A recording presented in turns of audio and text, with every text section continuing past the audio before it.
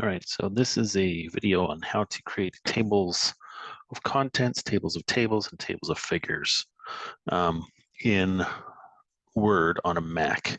So done a few things with this document. I've prepared the page numbering, for example, as it's supposed to be.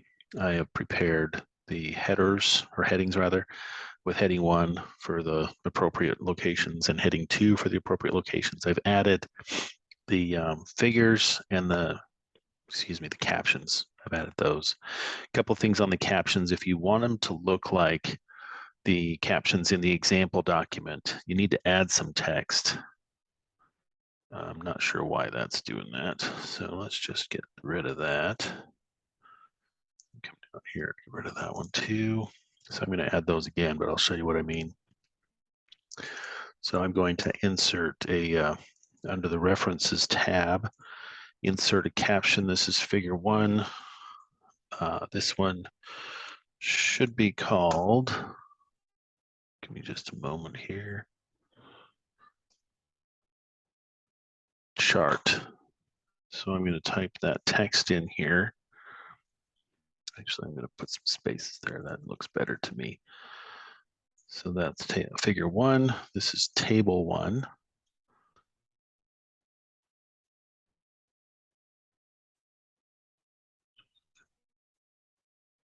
And this one is labeled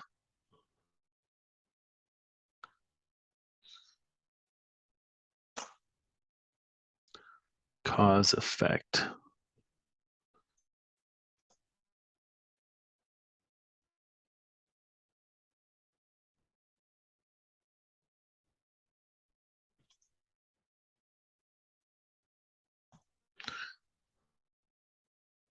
There's that. Get rid of this table, this caption down here. This one is going to be organizers. Oops.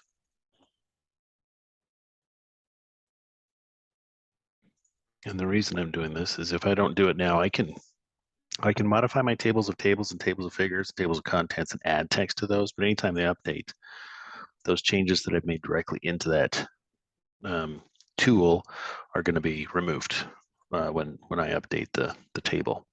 So here's the last one. This one will be called the KWL table. Get rid of this.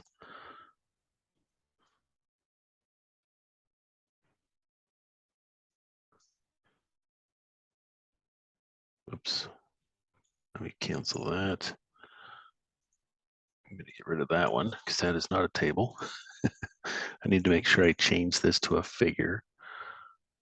And it's going to be called organizers again. And then come down here to this last table.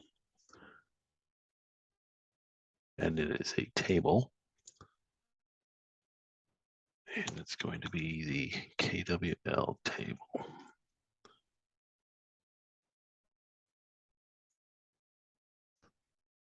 Okay, so I've created those. Now I can go ahead and create my, one of the things I want to do, I want to separate this.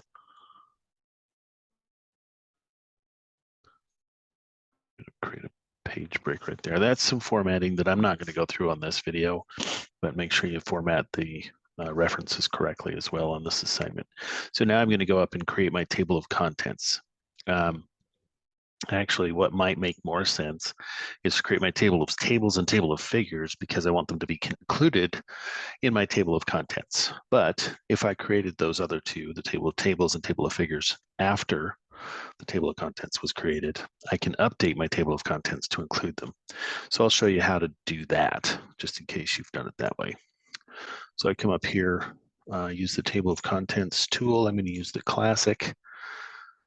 And there it is, without the table of tables and table of figures. So now on the next page, I want to insert a table of figures first. And notice it doesn't create my heading. So I need to create that myself. And then I apply, this is important. I have to apply the, apply heading 1. Otherwise, that doesn't show up in our table of contents. So then I'm going to come over here to the end of my table. I'm going to give it another space or 2. Create my table of tables heading. And I'm going to insert my table of tables.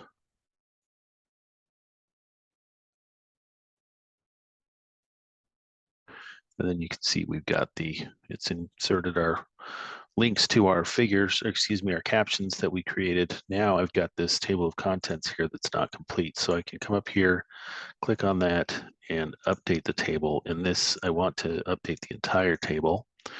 And then it's created a table of contents with all of the things that I want to be there. Let me know if you have any questions, and good luck.